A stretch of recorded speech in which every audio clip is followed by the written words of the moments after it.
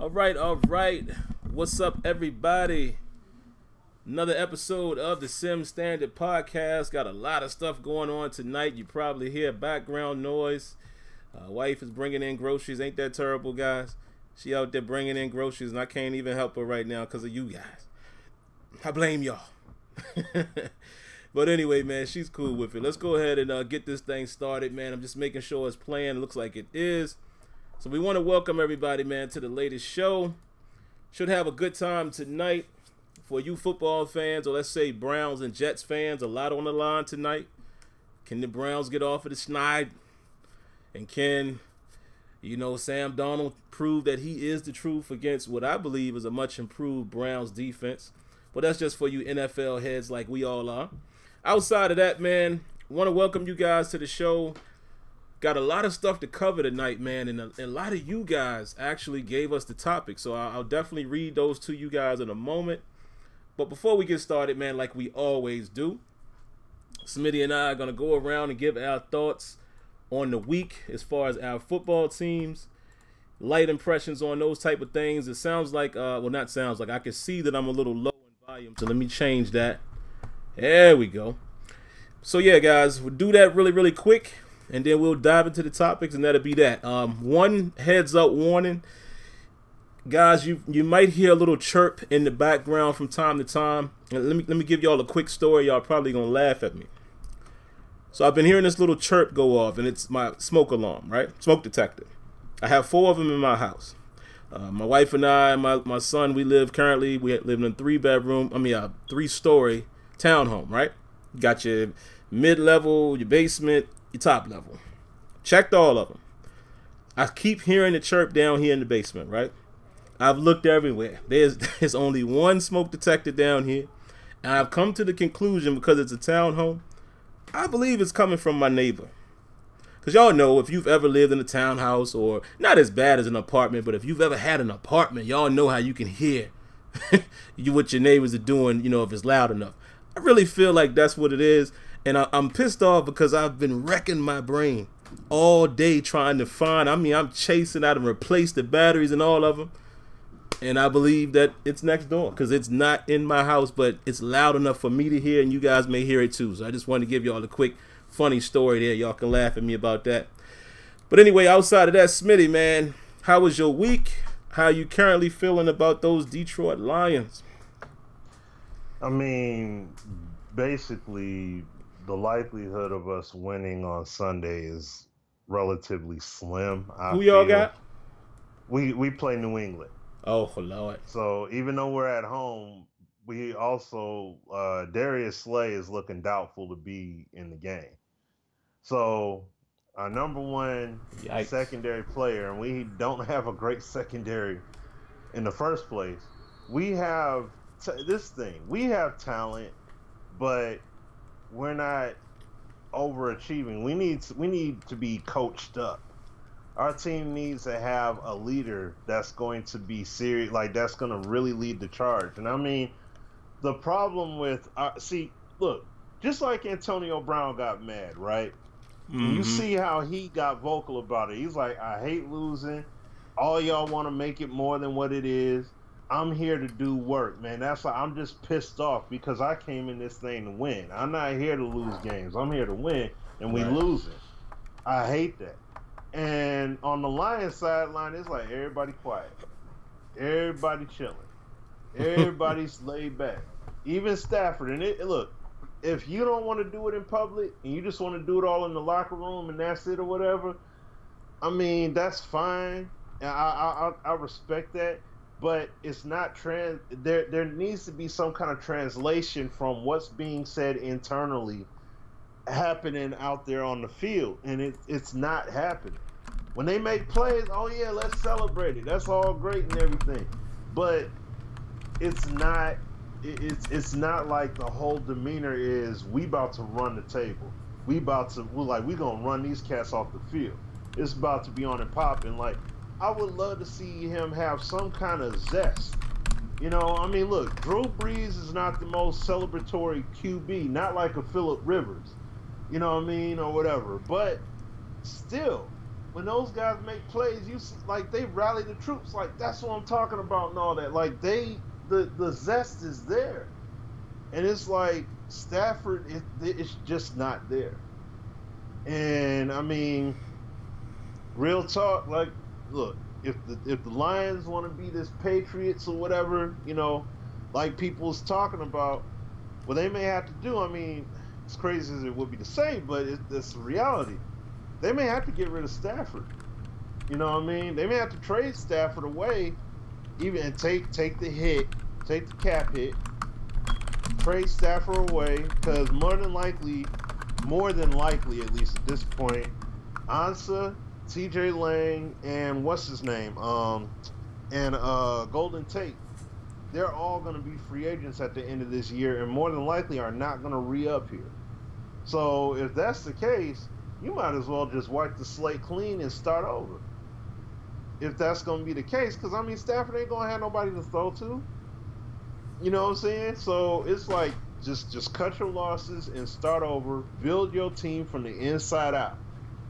Get yourself some defensive pieces. Get yourself a bunch of, like, just like how the Pats roll, get a bunch of average Joes over here, and then somebody just come up out of that, and then you get your draft picks. And that's just how I'm feeling right now. Because, I mean, look, these first two games, no, the game against the Jets, either we should have won that or the score should have been a lot closer, because if receivers caught passes, we would have beat them. Same thing happened last week. We're going up against San Fran. Lost against a team that we should have beat. It shouldn't have came down to a late which should have counted as just an interception. Bumped the holding call because the pass was already thrown.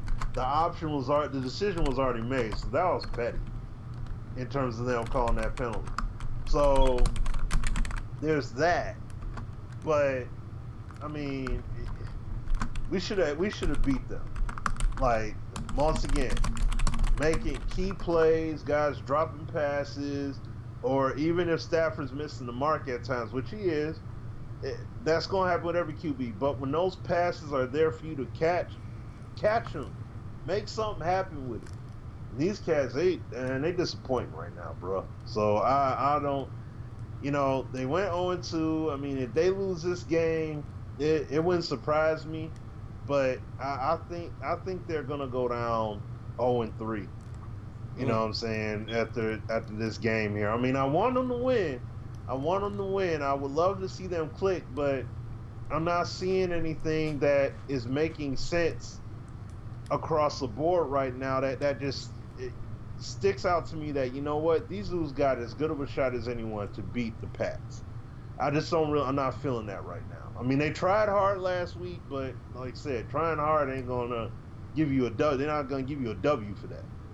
So we'll see what happens, man. Ooh, and Patricia going against his former team. Yeah. The understudy. Ooh, a lot of drama. It's interesting, man, because the Patriots, I'll speak on this really, really quick, then I'll give my quick account on the Steelers. And it ain't going to take long for me to go talk about my Steelers. It's interesting, man. You know, Jacksonville, I figured they was going to win that game against the Pats. The defense is outstanding. What I did not figure is Blake Bortles is turning into a pretty decent game manager, folks. Tom Brady don't really have a lot of targets, which now he does have Josh Gordon. We'll see how that works out. But I think now is the time to get the Patriots. You know, if you are a fairly decent team, this would have been great if you guys were 2-0 and, you know, charged up off of that. Because regardless of what people might think, when you winning, you just got a different little bravado about yourself. You know, like, they would have went into that game like, yeah, y'all coming to see us. We 2-0. We ready. You know, we got Patricia here, you know, going up against the coach and all of that. But that's going to be a tough task, man. I mean, it's still the Patriots. Whether they have great talent or not, they just find a way. That's going to be interesting to watch. Pittsburgh, guys, man, y'all have already heard over 2 hours worth of how I feel about them this week, you know, with the post-game show as well as Terrible Towel Tuesday. I don't know. It's still early, I will say that. But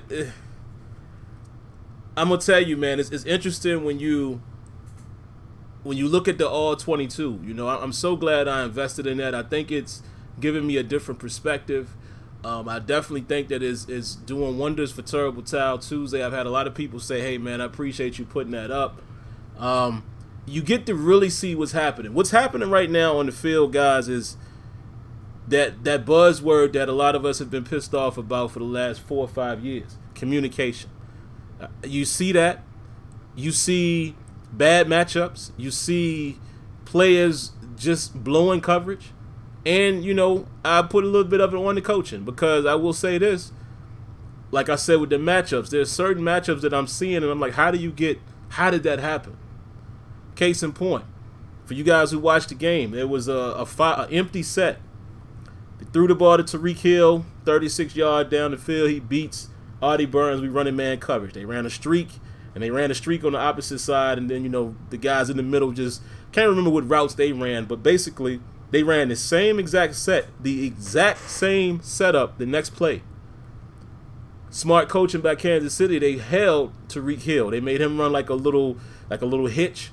So both outside receivers ran a hitch, and they ran a seam to the slot guy who was Sammy Watkins. And guess who was on him? Just take a wild guess who was covering him. He was wide open, and thank God that Mahomes' arm was so good he overthrew him. They had T.J. Watt covering Sammy Watkins in the slot. Now, I will say this, guys, and I'm not going to be too long here.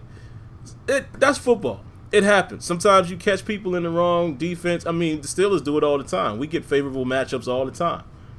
But what I'm saying is, as far as coaching, I know we practice a lot of dollar in the training camp. We practice a lot of, 7 DB sets, a lot of sub-package things. And I just didn't see the matchups that I thought you would maybe adjust to maybe in the second half. When you saw what type of game it was going to be, we was pretty much, relatively decent with stopping the run. Mahomes is having his way. Go more pass heavy. Let's see some more guys out there that can run. And a lot of times when we ran cover 2, catching Bostic, poor Bostic, man, he's not going to be able to run with Kelsey down the middle of the field. That middle read that's not happening.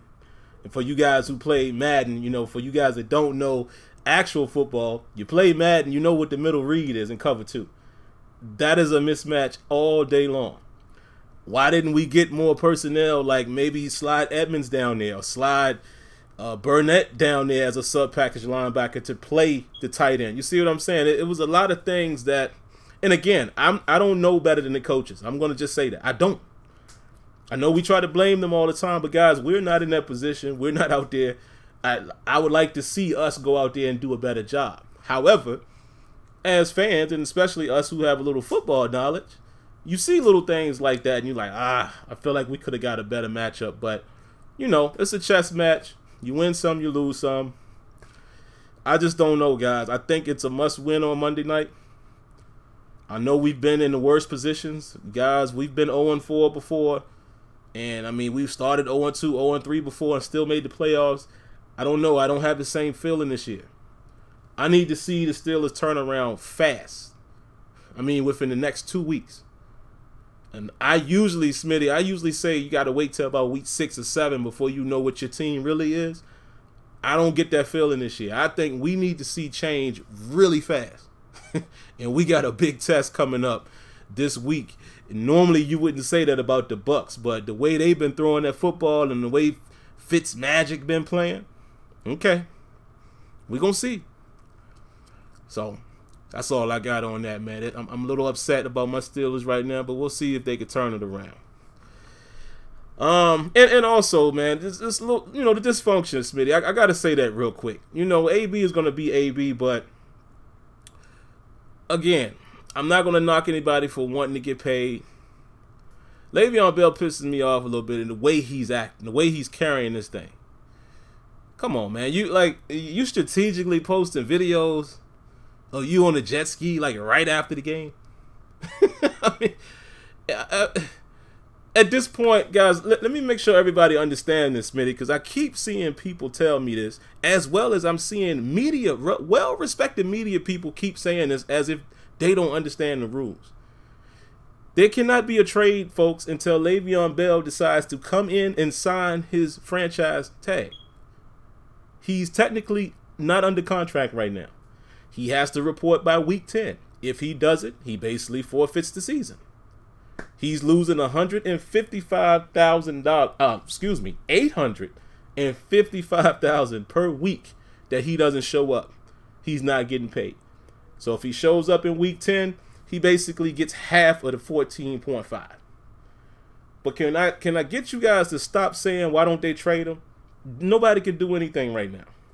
Can I get you guys to stop saying why don't they give him a long-term contract? The deadline was July 16, folks. Nobody can give him a contract. Even if we trade him, that team can't even do it until next year. Which is why I don't think a trade is going to happen.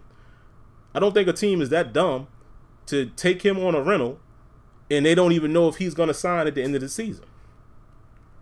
So, can I get you guys get your facts straight a little bit before y'all keep saying this crazy stuff? And last thing, can we stop saying that the Steelers didn't try to pay him? Let's not forget that they offered him a 5-year deal, $70 million. Can we at least get the facts right and agree to the fact that the Steelers just didn't offer him a ton of guaranteed money, which they never do. They didn't offer it to Antonio Brown. They didn't offer it to Cam Hayward. Non-quarterbacks, they just don't get the chunk of guaranteed money. That's the Steeler way. I'm not saying I agree with it. I'm just saying that's how they've always done it with all of the big stars we've ever had outside of the quarterback. So it's funny to me, Smitty, when I'm watching these so-called professionals keep saying they didn't try to pay. They did. But it's within his right to say, nah, that ain't. And I agree with him. I think they was only offering him like fully guaranteed in the first season was probably it was between 10 and 15. And they said that he virtually would have been guaranteed $33 million in the first 2 years, which we all know he would have been on the team for the first 2 years. But I get it. I'm not mad at him.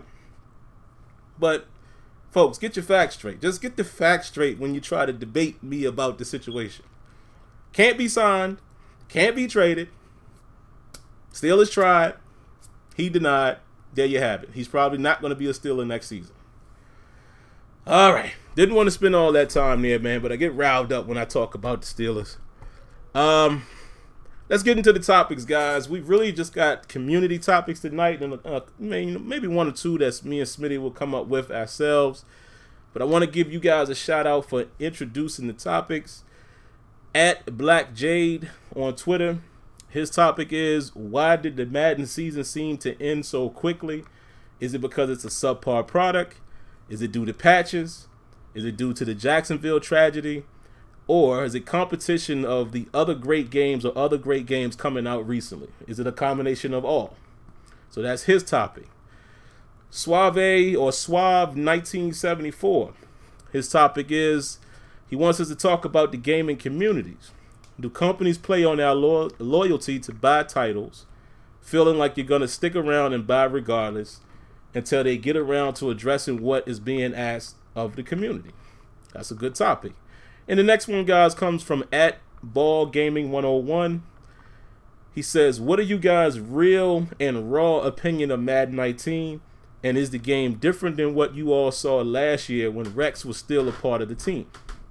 That's an interesting one, guys, because I'll just say this piece on it, but before we go down that road, Rex was still a part of Madden 19, so let's not forget that. That was the last game that Rex actually was a part of the development on. So there you have it. So those are the topics, guys, and like I said, me and Smitty may have a couple one-offs here and there. If you want to start off with this, Smitty, if you want to go down, the road of one of those topics, or if you wanted to attack the NBA Live topic I know you wanted to get to, whichever one, man, is better. Let's do it. Let's get on one of these topics. Yeah, I'll just jump on the NBA Live topic. Just touch on that relatively quick here. I mean, this is something, me and Sim were talking, all touching base with him a little bit about before the show, before we started up here tonight. And I mean, way I feel about it is like this. You know, they did an update this week. You know, well today. They dropped it today, and you know, one of the big things was that they added gear. You know, they added a bunch of gear to the game. That was one of the big complaints from the community side, was that, you know, hey, we don't have any gear in the game. What's going on with that? What you guys gonna do? Blah, blah, blah. They did something about it. You know what I mean? They put the gear in there. They updated it with a lot of gear, because people had basically, like myself, and I mean, I wasn't complaining about it, but I had a whole bunch of, you know, points spin up, or respect points, basically. I had all that stuff, you know, built up, but didn't really have much to, the stuff they had in the store was really, you know, much to be desired for. It wasn't really that desirable, you know what I mean? So they updated that, which was cool. They did some work on, at least for what I'm concerned about, they did some work on, at least as far as the NBA side is concerned, they did some work on the CPU play, you know, as far as your teammates are concerned. So they do play a little bit smarter on the defensive side. I saw, you know, in the transitional defense, they did a better job. You know, they did a better job with the transitional D. And also some defensive positioning. So really, wow, Dez, you a fool. Yeah, he right. You know what? Matter of fact, I was about to type it back. Let me say that real quick. You right, Dez. I always think I've muted. So yeah, I appreciate you reminding me of that. Go ahead, Smitty. Yeah. Like click clack. He's stupid. But no. But the thing is, and I mean, I know that there's going to be more. They're going to do more updates, and there's more to come. I know this isn't the first and only update, but the thing is that it leaves a ton to be desired because of what's across the street. And what's across the street is really good. You know what I'm saying? Mm-hmm. And that 2K is a really good game. Mm-hmm. And the gameplay is very clean. Now, look, one thing that has to stop, and this is just keeping it above. Look, I said it when I streamed yesterday. Unfortunately, I didn't get to stream today because I had company over. But when it comes to these games, look, we're game changers and all, but the bottom line is that when it comes to how we feel about these games, because we give a care about the games, you know, because we give a care about these games, we're gonna be realistically critical about them. You know what I mean? It's just like when KG got at Glenn Davis and Glenn was sitting on the bench crying. KG dug in that tail. You know what I'm saying? It's not because he hated him or anything like that. It's because he expects better. He demands excellence, especially at that stage of the game. He's expecting a heck of a lot more out of him, regardless of rookie or not. He expected a lot more out of Glenn, and you saw how he reacted. It's the same deal here. If you playing football and you jacking up, dude's going to get on your head a little bit. They're going to get on you because they expect better. You know what I mean? They expect excellence. They're not going to be like, they're not going to give you a participation trophy. You know what I'm saying? Well, because you made a game, you win. No. It doesn't work like that. So when a game is doing stuff, yeah, it's cool. And I see what Live is doing. I see, you know, they're working on the game. They're building it up and everything else. But does the game to me feel like how it did at EA Play at this point? No. Still. No, it doesn't. Because even though the game had two-man animations in there, the two-man animations were not overriding. They were not overbearing. They definitely are, and they still are right now in the game. So they have a lot of work to do on that. You know, I was playing, you know, I played with my, you know, with, like I said, I played like 2 games. I'm gonna play some more games, but, you know, NBA games. But when I played the one, it still is a big time chore. if anything, I'm gonna play court battles right now until they actually make the post mean something when it comes to playing defense, as well as respecting my positioning on the court. I'm sorry, can't get with it. You have guards and forwards and stuff that are all able to stonewall you. I mean, they can stonewall you with ease. It doesn't matter who you have. The physicality has to matter in the game, and it doesn't right now. Your control input on offense and defense has to matter, and it doesn't right now. You're subject to what outcome the game is going to make you perform. Like I'll blow past a person and I'll post somebody up. I shake to the left, spin right. I got a clear path to the lane, and I'm driving straight up, looking to go up for a dunk. They'll make me go up for some weak, flimsy finesse layup, and then only for it to get blasted out because a 2-man block animation is going to take place. You got a shooting guard that'll come up and block my dunk. I mean, not my dunk, because it's not a dunk. It's not a dunk that's getting blocked, and it's not the dunk that I input. We're gonna make you do a finesse layup. We're gonna make this 6'2" guard or whatever make you go from dunking to doing a layup. Like, what? Are you kidding? No, that shouldn't be happening. I should be banging out on these guys, and instead, I'm at the mercy of what the game allows. Now, when my block when my dunk does get blocked, it's, for the majority, it's a forced 2-man animation that they make you do. You know what I'm saying? And it's like, come on, you can't, like, live is supposed to be the game predicated on having all this user control. That's why Sim and I, we've talked about it for years. Man, you know what? Live may not have the visuals, they may not have the animation library, but they got that control though. You know what I'm saying? That's the one thing they got over 2K. They just keep building on their stuff. They'll be right there with 2K. Mm-hmm. And that's the thing. Live 19, EA Play, yeah, what was in the game at that point in time, even though 2-man animations were happening, they made sense. Players felt, in my opinion, more connected to the court. Players felt a lot more weighted down on the court. It seems like when the game launched, everybody, like on the court, everybody, they don't feel weighted. They feel nearly in the same weight class. Nearly. Not to the T, but nearly. And that's a big difference compared to what I played there versus what the output is here. So this is why I'm saying there's more tuning that has to be done. People, and that's why I'm saying when I look on Twitter, like I was saying to Sim before the show, the subjectivity runs rampant. And that's fine. People are going to have their opinions. That's fine. But this game factually is not, gameplay-wise, they are not in the same class as 2K. They are not hanging with them. They're not. Live 18, yeah, they had some things. They had some facets, even though 2K was an overall better game, but they're not hanging there.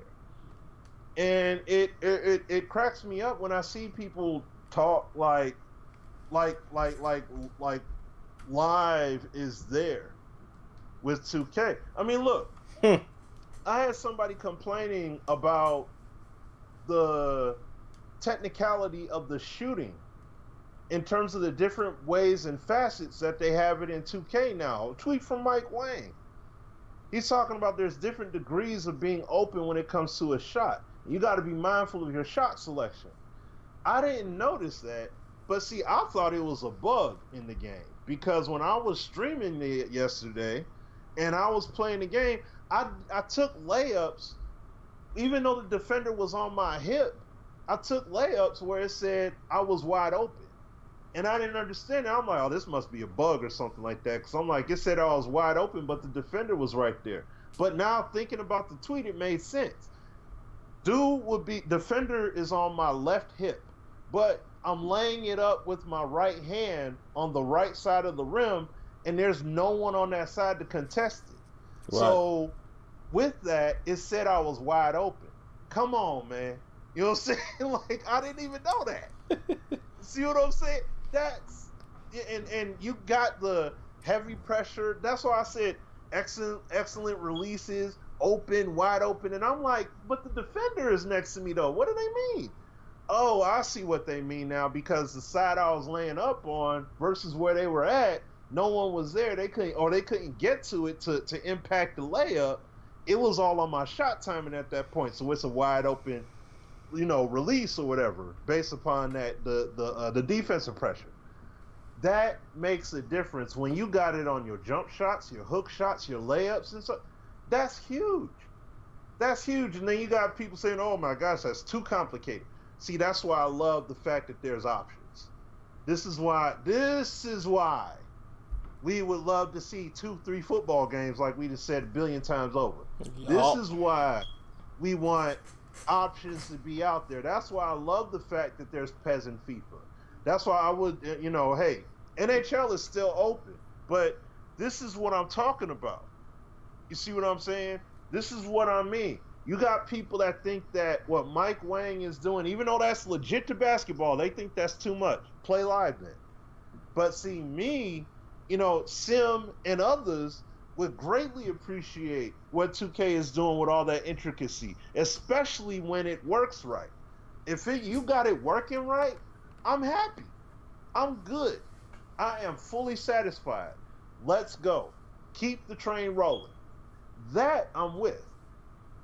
I want NBA Live to get into that ballpark, but how you gonna get in that park when you got what's my man? You mocapping, what's his name? Cream, whatever it is. That's my man though. you got Cream out here doing post moves and stuff like that. Like, come on, man, all the work that needs to happen in the dang on post, and that's what we got going on right now. Like, see, this is what I'm talking about. People clown 2K for the animations that they do with the silly stuff, but Live's doing it at the wrong dang on time. This is not the time to do that. The game is not on that level right now to be doing that. And you want to do the silly stuff now. I mean, look, you want to throw it in there, go ahead, do what you do. You know what I'm saying? If you're just fully embracing that you're just going to be a arcade-ish kind of game, then so be it. But if you actually are trying to represent as an NBA title, see, that's the beauty of what 2K is doing. 2K has their game, and then they also got NBA playgrounds. Right. You know what I'm saying? They got that. So you got that legit street arcadey option right there to play. Now, over on the opposite side of the fence, though, when you're talking about, we want NBA Live to win, I want to see how you win it, because like I said in my stream, you got these dudes doing these two-man animations, doing layups. You got Filet and Bone Collector and Professor out here doing all these layups where they got the contest. You got the generic defender just jumping straight up, and they perform their layup. Those kind of animations are already in the game right now, where they make my defender jump up in the air as part of some two-man animation where I never hit triangle. You see what I'm saying? And they just make me go for the ride. No. If I didn't hit triangle, I shouldn't be lifting off my feet. If I didn't flick right on the analog stick, if I didn't press up on the analog stick, I should not be leaving my feet. Period. That's my control. And you're taking it away from me for the sake of some animation where I may not have any control over it, and I just got to go for the ride, and they'll be making it regardless if I try to steal it. What if I try to steal the ball? What if I'm not trying to jump and I just want to get my hand in and poke the ball away? 2K, I can do that. Live, I can't. And people complain about being able to block shots with your body parts and stuff like that. That's ball tangibility. What the heck am I get mad at that for? You know what I'm saying? Yeah, man, you telling me with a random body part you can knock the ball out easily with? Yeah, that happens in basketball. The heck am I get mad at that for? That makes no sense. And see, this is what I'm talking about. Once again, that's why I just say, you know what? I'm glad we got options. It's nothing to even debate. I'm glad we got options, because if we playing basketball and if you happen to bounce the ball off my leg by accident and it springs loose, what you gonna call BS? No, that happens in the sport. You know, don't get mad about it or whatever, or looking like in football. Remember the butt fumble? You know what I'm saying? And you saw that happen from my man Sanchez. What are you gonna say? Oh, that's BS. Yeah, it's BS that he fumbled it, but it happens. That's what ball tangibility brings you. That's the kind of stuff that happens in PES, NHL, and FIFA, and to a degree in MLB The Show, a good degree.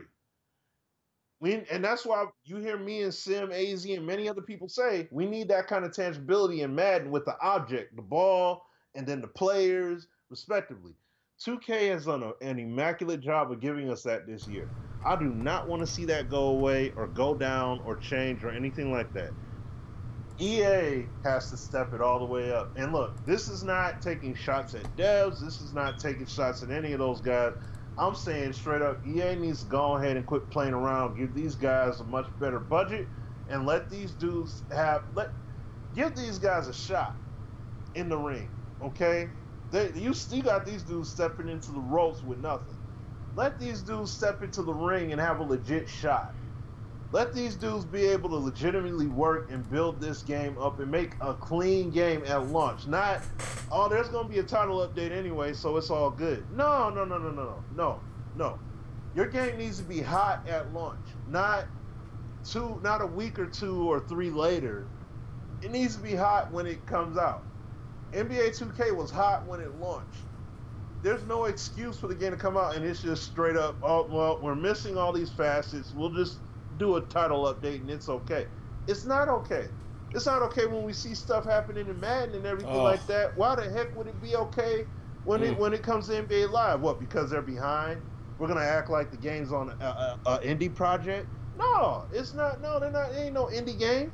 No. They need to be given the adequate budget so they can legitimately build the title out. Otherwise, like I said, guys like myself, we'll play it just for the sake of fun. Like, well, y'all want to run? Oh, okay, well, I guess we'll play that. Look, people are running all up and down the wall about 2K with microtransactioning and everything else, and I get that. That's perfectly fine. But you don't have to spend the money to actually build your character up. You know that, right? It's just like playing MUT. You don't have to spend the money to build your team to a 90-some-odd overall squad. You don't have to. It's not a requirement. It wasn't a requirement back then either. Like, you could do it, but you got to be willing to put the work in. And see, that's part of the problem. That's why you see people crying about how they want 2K19 to get nerfed down and all that stuff, because you actually got to learn and adjust. They don't want to do anything that means it's going to be a real challenge. And that's what has to happen. So I'm just going to cap it there, but I'm just saying, like, look, I'm cool with all the additions and things they add into the game and all that. I'm cool with all that. But I just don't like the fact that the NBA side of this game has been neglected as heavy as it has. They still need to work on the shot contesting. That still needs help. You know what I'm saying? It's not balanced out yet. Like like I said, they got some work that they need to do. And I'm just a little bit disappointed with it right now. But you know, whatever it is that they do, I look forward to these updates. But I'll be giving them the feedback like I've been doing. Y'all seen some of the vids and stuff I put out there. You know, for those of you that have seen them. But, you know, at the end of the day, Sim, myself, we just want a great game to play. And that's the thing, too. When you think about it, if you have limited time and you're only able to do but so much, guess what you're going to end up doing? More than likely, you're going to be like, I want to get my franchise fixed. I'm about to fire up that 2K. You're not going to necessarily fire up live and be like, oh, well, let me go through franchise. Oh, dang, that's all that's in there? Oh, I'm straight. Man. You know what I'm saying? Yeah, basically. So you got to come with it, and that's the whole thing. That's why some of us have said, they would have been better off not doing court battles this year, and just whatever resources was going into that, make sure that your general gameplay is tighter and do something with franchise mode, and then expand on that in the next game. You got the Manila studio. There's your expansion in terms of talent, but then build upon what you laid with that foundation, and then throw court battles on there. But live 20, that sucker got to be Trump type. Like you gotta real. I mean, and I'm not saying it's got to be 2K competitive level. No. I'm saying realistically, but it's got to be. It has to be a legit title to be able to compete with. They got to be able to be in that same space with 2K. That's the bottom line. You know what I'm saying? And no, I'm not saying Live doesn't have franchise. They do have franchise mode in their game. It's just that it's so mundane and drab compared to 2K. I mean, dude, there's so many. It's like the difference of it. Honestly, is the difference between Madden 19's franchise and Head Coach 09. Oh yeah, that's basically what it is. That's literally it. Yep. It has a bare bone franchise in Live. No real improvements. Bare bones. And then you compare that to my league. Come on, man. Yeah. Not even so close. Many options. It's not even fair. Not even fair. You're robbing yourself. To be like, oh, I'm just gonna play Live and that's it. Like, no, you're robbing yourself. Unless you personally just prefer. That's one thing. But otherwise, you're robbing yourself. So, just saying. But, man, right, hey, I don't have anything to add in terms of the Live piece because I'm right there with you. I think that can lead me into one of the topics here. Sports games in their current state. It's interesting, man, because it's things that I've noticed in 2K, much more in Live. But it's certain things, man, I'm just wondering, is it possible to, I know the answer to this question, but it's not possible to please everybody. And I wonder what the devs, what do they make their decisions on when it comes to the patching and things like that. And I guess this could kind of brush up against part of what Black Jade, what his comment was saying, does patches, did that interfere with Madden? But if I look at that as a whole, you look at these games and I already see, like Smitty said, people out there trying to get NBA 2K patched. And what concerns me a lot is, what do the devs listen to? Do they go with their gut? I would much prefer the developers for these games to stick with the vision that they had when they decided to turn the game in. If you're gonna patch bugs, patch flaws, patch glitches. But I just don't like the feedback of, man, this is too hard. Man, this is too easy. Man, I can't really get this to work. Man, I can get this to work all the time. And the reason why I'm saying that, guys, is you get such a wide range of different opinions. I literally had a guy tell me today. This guy says Madden 19 and NBA 2K19. Let me say it again. I could give him the Madden part because we know people's opinion on that. But he included NBA 2K19. He says 2K19 and Madden 19 are complete trash. Both games, right?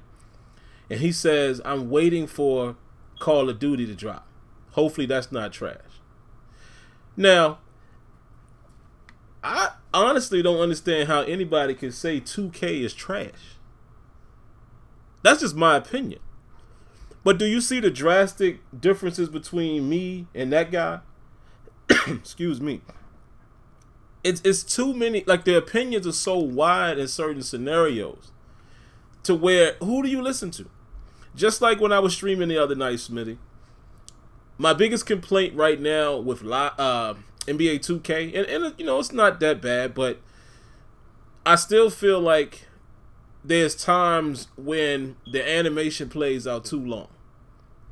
Case in point, you get the ball thrown to you and you've got to play out this dribble animation, or you got to play out this stumble animation, or you have to play out, you know, you catch the ball low and you're fighting with the other guy for the ball.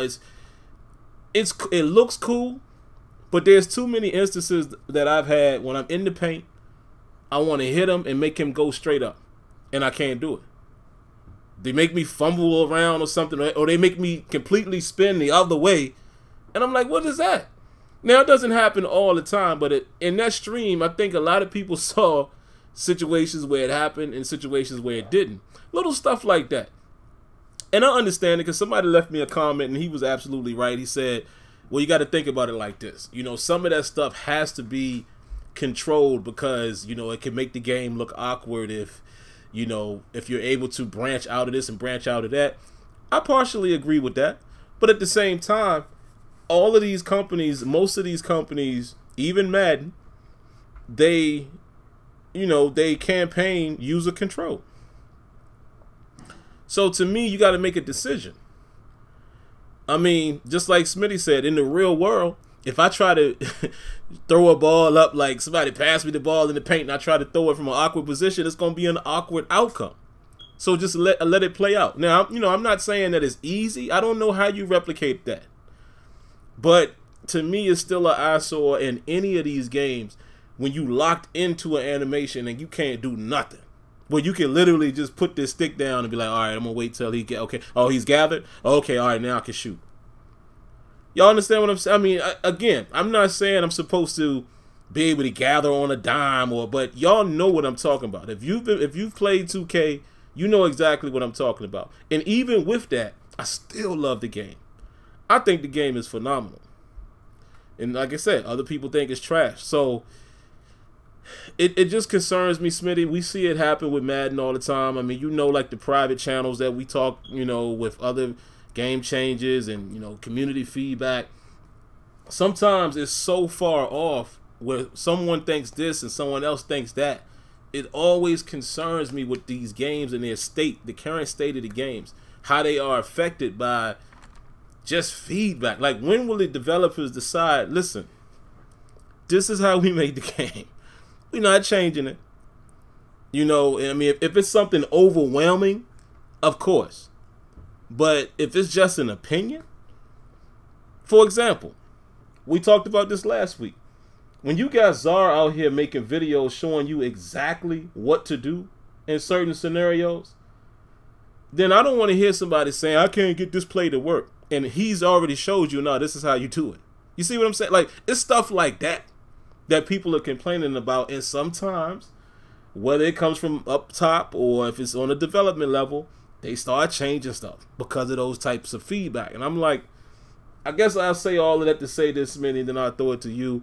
Can we get these gaming companies to stick to what they committed to when they said, this is the product we're going to put out?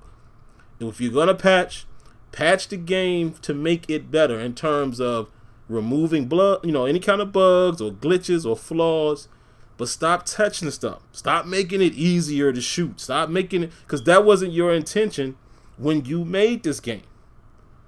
So that's just my thoughts on that, man. What are your thoughts on that, Smitty, man? Should they just leave this stuff alone, or who should they really be listening to?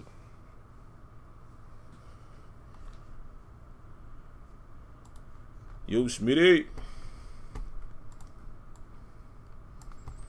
All right, guys, we might have lost Smitty for a quick second. He'll be back here. Let me see what some of you guys are saying in the comments. What's up, Kia? Let's see here.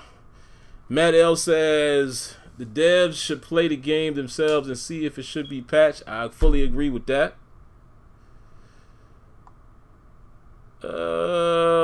Wally says my GM is better than the live franchise. Of course. I mean, that's not even a question. Let me see. Y'all got anything else? Hold on, guys. I think I got a text from Smitty. Nope, that's not a text. So, Smitty, you back in? Can you hear me, man? He's still on the call, so he made a step. I'm back. Oh, all right, cool. No, I was just saying, man. What are your thoughts? I probably had to step away for a minute, but you probably heard it, the first little bit I was saying. But what are your thoughts about these gaming companies, man? Should they just stick to their guns and, only patch problems? Or should they really be listening to a crowd? And who should they be listening to? Because it seems like they don't know. Yeah, it's like, at the end of the day, they got bosses and stuff like that over them. So they're not the ones that hold all the cards. But I do feel that it's their development creation. Mm-hmm. Put it out there, and people just have to get better. You know what I'm saying? Adapt to it.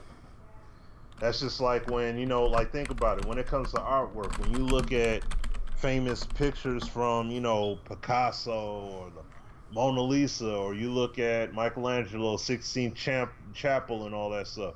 It's not like it was, once they completed it, oh, all right, now, this is it. I done finished all this work. Now, I want y'all to give y'all feedback, and then I'm going to modify it based upon how you feel. Like, no, they didn't. That's the art. That's the work. It's done. If Kendrick Lamar drops a CD, he's dropping that CD. It's not going to be, you know what I'm saying? Right. He ain't going to drop it and then be like, well, since y'all feel a certain way about it, even though this is me and this is how I choose to express myself verbally, I'm going to change it up because you feel a certain way. No, it's just, this is how I'm going to rock. If you're with it, cool. If not, then so be it. You see what I'm saying?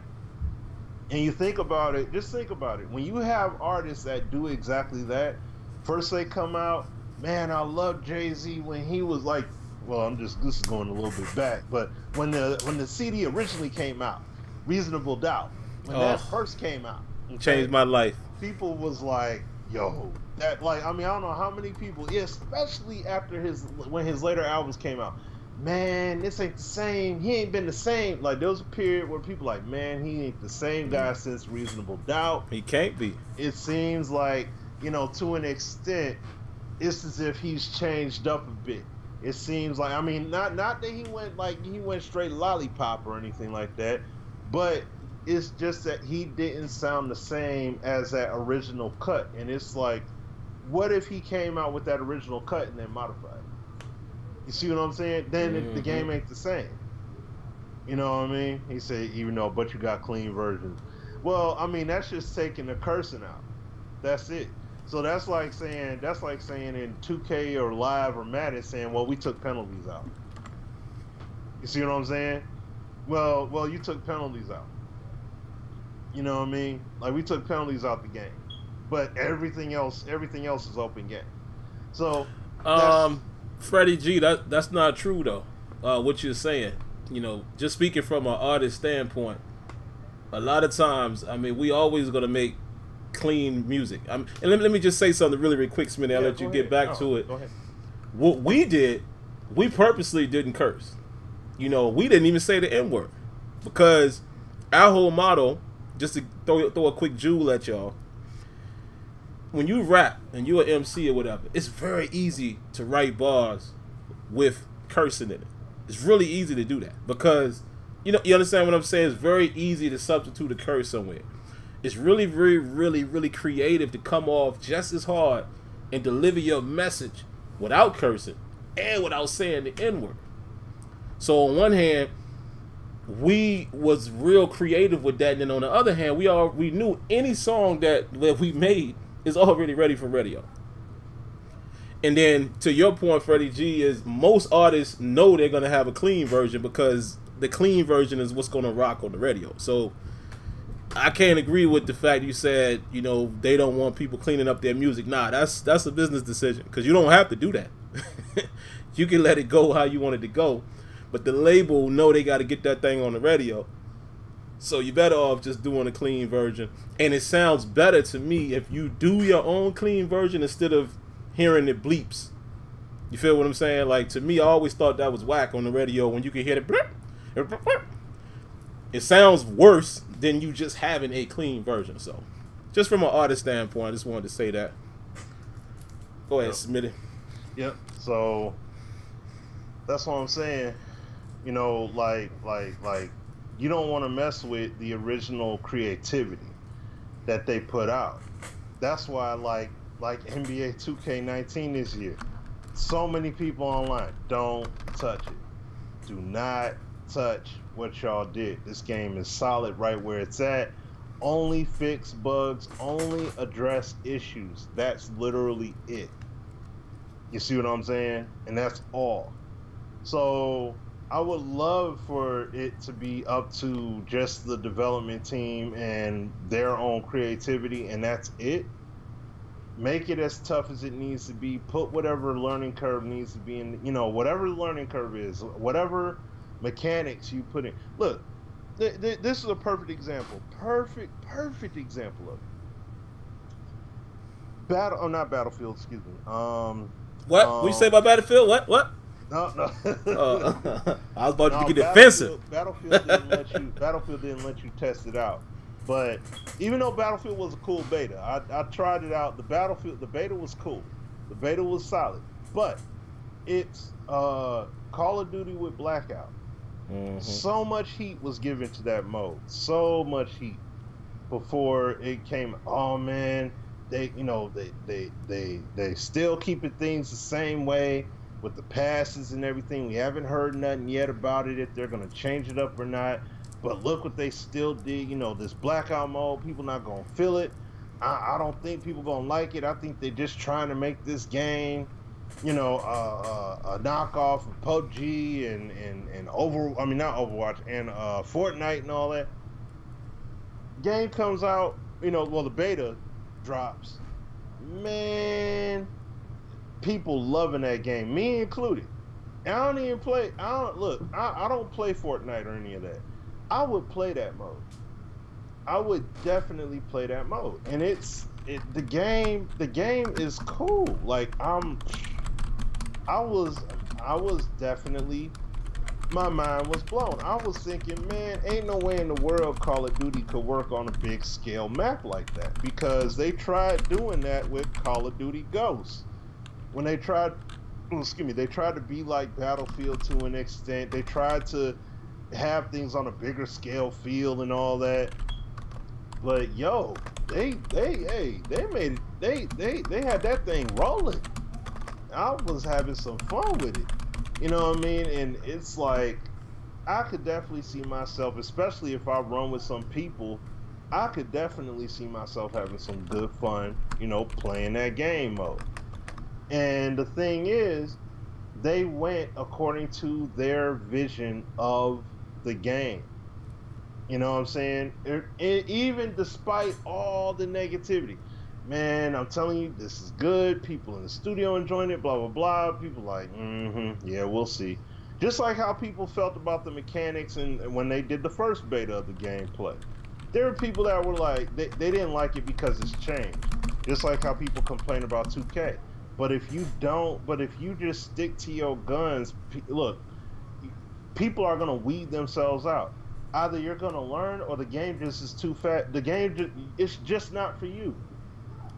And I'm literally seeing people say that. Man, I'm not able to do this in 2K. You know what? The game just might not be for me. I'm just going to play live. Bet. That's perfectly fine.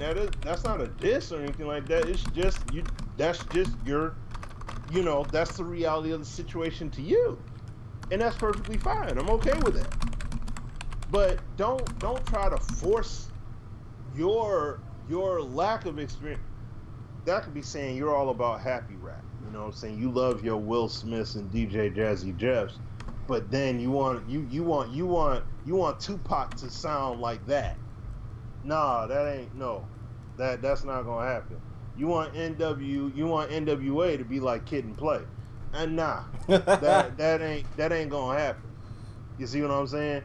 You can't do that. And see, that's what keeps on happening every year.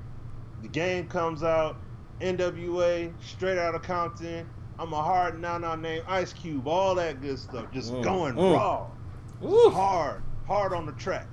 And then as soon as first week, 2 weeks of the game being out, now all of a sudden, you know, people wanted to scale all the way back to well, I don't want to say the Humpty Dance because I like that joint. That was a good joint. I ain't going front. But I'm saying they wanted scaled all the way down to a happy rap level. They wanted to be real soft and everything, and basically participation badge level. No, you gotta adjust. You gotta get better. Why do you think 2K? Why do you think games like Madden, like they're starting to do? Why do you think they're putting these tools and stuff in the game? Because you gotta learn. You know what I'm saying? Now, does Madden do the best job of teaching you football at this point? No. But when you go into the skills trainer, even when you do your weekly drills in Madden, the football concepts are there. They're not presented in the best way, but they show you how to use those offensive concepts and how they're actually applied real world. If you actually, slowed down and went through all those drills, you'll actually see what, when it comes to cover two, how you can tell they're in cover two, how you're able to tell they're in cover one, how you're able to tell they're in, nickel and all that. Like they show it to you there. Gap integrity, running slants versus using mills versus using, levels and all that. Like it's there, but we are in, like I said, microwave society. We got to mash X, skip all that, and get straight to the game. And that's why when we say we want the game to be challenging and let the devs build the games the way they want, because honestly, people are not going to truly care about what's in these games until you make it challenging to that point where it's like they have to care about it. You know what I'm saying? Like what NHL is doing with the scouting. Like what NBA 2K is doing this year. If you want to play and think you're just going to go out there and cross everybody up and play hero ball and that's it, well, you in for a treat. You know what I'm saying? You're going to learn that you're going to have to actually run plays. You're going to have to actually do things in terms of what, that team runs. You're going to have to actually pay attention to your personnel. And if you're not listening to the Czar's videos, then you really lost in the sauce. Because he's telling you exactly the rhyme and reason, along with showing you these offensive and defensive tendencies, sets, and all that stuff. He's showing you how this stuff works. So, and why they did things the way they did them. So, I don't know what to tell you. But yeah, I mean, Sim, I fully agree. Don't take away the creativity from the devs and everything. That's why these people are put in those positions.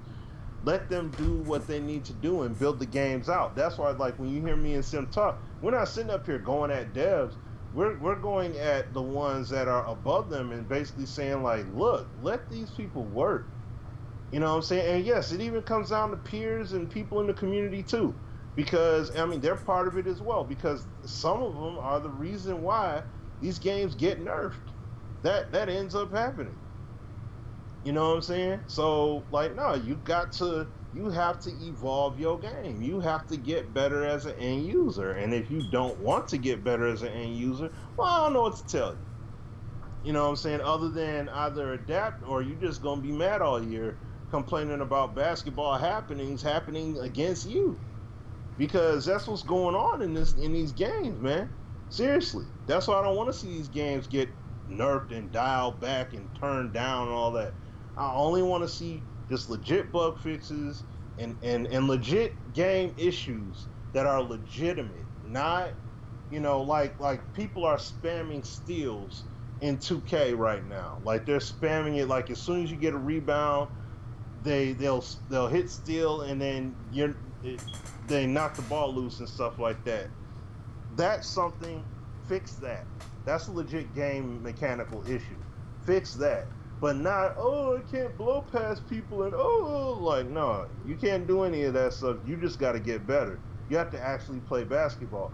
Oh, but James Harden, he sauces everybody up and I can't do it. No, that's not supposed to happen.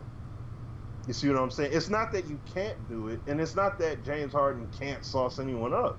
But he doesn't do that all game long, all day long. They still run an offense in Houston. They still run sets in Houston. It's not just everybody move to the side and let Harden go to work.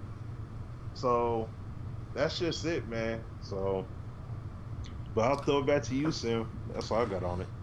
Nah, man, I'm right there with you. I guess we can move on to the next topic at hand, man, and we will dive into Black Jade's comment here, and then we'll try to move on to the other two, and that might actually wrap us up. So let's see.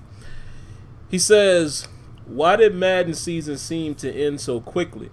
Is it because it's a subpar product? Is it due to patches? Is it due to the Jacksonville tragedy?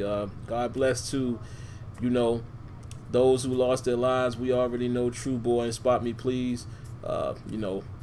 Prayers up to them and prayers to the family." I got something to say on that when you're done, too. When you're done, go ahead. Yep. The only thing else outside of that, he says, is it competition with all the great games coming out recently, and or is it a combination of all of these? So, yeah, what you got, Smitty? All right. I honestly feel that, the season's not over, but I feel that the tournament situation, that Jacksonville situation, that's a major hit. Mm-hmm. That is a ginormous, that's a huge hit across all tournament gaming, just period. Especially when you're talking about meeting up in venues and things like that. Like, that's something you got to be really mindful of and be careful with. So I wouldn't say that it has to do with other games coming out. Because, look, all of these games have crowds. All of them do. Like, when these next upcoming games, look, you got some big games that are going to be coming out in about the next month. You got Black Ops 4 that's going to be coming out. That's going to be a huge release. You're going to see people put sports games down for a moment so they can play that, and then you're going to see people back on. You got FIFA that just came out recently. That's going to hit some people. You got Battlefield. You got Battlefield 5. That's going to be another one that's going to do some damage. And then we all gonna go through the drought season when it comes to Red Dead Redemption 2. So when that game comes out, it's you see what I'm saying? So it's not that, oh well, Madden's dead, it's over. Like, no, it's that you have some big games. Even though some of them are yearly titles, they're still big games. And Red Dead Redemption is going to be a ginormous title. So that's going to suction up some of the gameplay time. But it's not. That's one thing. But all in all, we're in the thick of football season, just getting started. Trust me, people are still going to want to pick up Madden and get on the sticks. Outside of that, there's core gameplay problems that there are some people that are still waiting to start franchises and things like that because of gameplay problems, and that sucks. You know what I mean? That's a big time problem too. So that's something that they still are working through. And as the Madden team said, there are aspects that they, even from the title update they put out there in the notes, they're still working on things. So that's why I feel it is. But this one last thing I will say is this. I saw a tweet the other day that had bothered me a little bit, because it was an individual that was at the Jacksonville event. I don't remember his Twitter handle. He's not airing them out anyways, but I will say this. He basically was upset with EA. And there are some people upset with EA because the victims that were there, that are, they went to counseling and they're still going to counseling and things like that. And they're like, hey, EA, what's going on with the money? What's happening with that? When are we going to see the money? Because they need to pay for their stuff. They got to pay for all of these bills and expenses. And this particular individual took it to say, man, basically, F Madden, I ain't playing it no more. And to think I risked my life playing that game. I'm like, wait a second. Hold on. Wait, whoa. No. Let me make this clear. Look, when you enlist in the armed services, that's risking your life.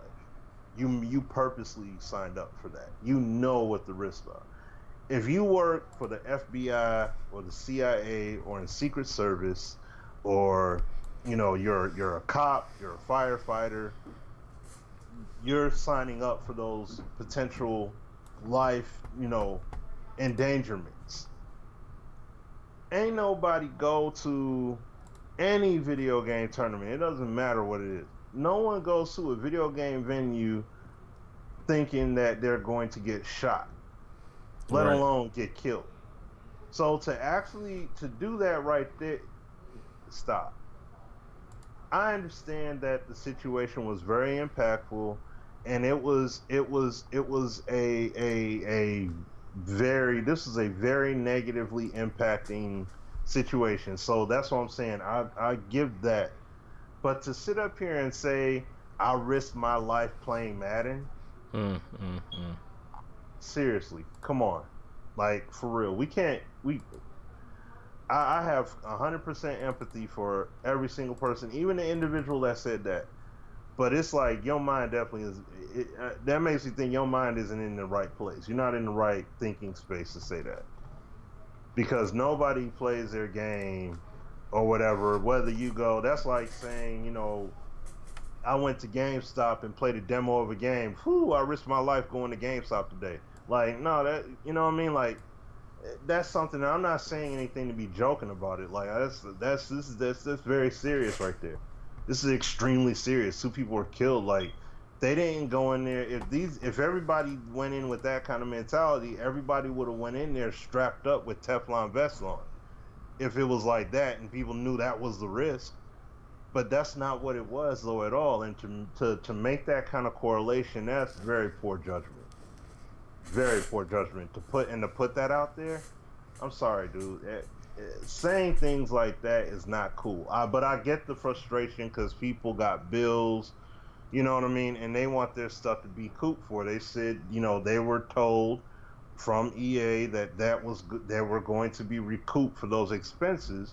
And they're looking like, hey, they sent the bill, I need to pay it. What's really going on? So I get that. I get it, but just wanted to cap that with that. But yeah, like what Kia said, though, getting back to the gaming part, yeah, there may not be another tournament. At least this year. There may not be one like that. Because that's... I mean, all the years you think about that, Sim. I mean, just think about that. Tournaments at GameStop, tournaments at who knows what venues, arcades, friends' houses, whatever, or wherever they're held at. You rent out a building and you rent out a vicinity and you hold these tournaments and you host them in all these spots. No one ever goes into those things with the presence of mind something violently is going to happen. And then for it, after all these years of people doing that, then you see this happen. Yeah, that's very messed up. So it wouldn't surprise me. It wouldn't surprise me to see EA not do another tournament this year, or they may just, I don't know if they'll cancel the entire series for Madden 19 in general and just not do anything else. They may, but if they don't, it wouldn't surprise me. Like, I wouldn't be surprised. So, because you don't have no real way to, manage that, so to speak. Because there's nothing for people to go up against. And like you said, there are people that aren't even in the right mindset to want to do that. Like, they're not, like, you got some of your best players. They may not feel the same way again about going into a venue, still. So, we'll see. We'll see. But yeah, I personally don't think they should. But if it happens, then it'll end up happening. So. Yeah, man. I think, and first of all, let me say to that, if somebody, I mean, I didn't see it, but obviously Smitty saw it, so I know it happened. I just have a problem, man, with how fast people run to social media about everything. I mean, let's be honest. What's your intention about saying that online? I mean, you can get at people. Listen, anybody who was there, they can get at EA and members of EA privately.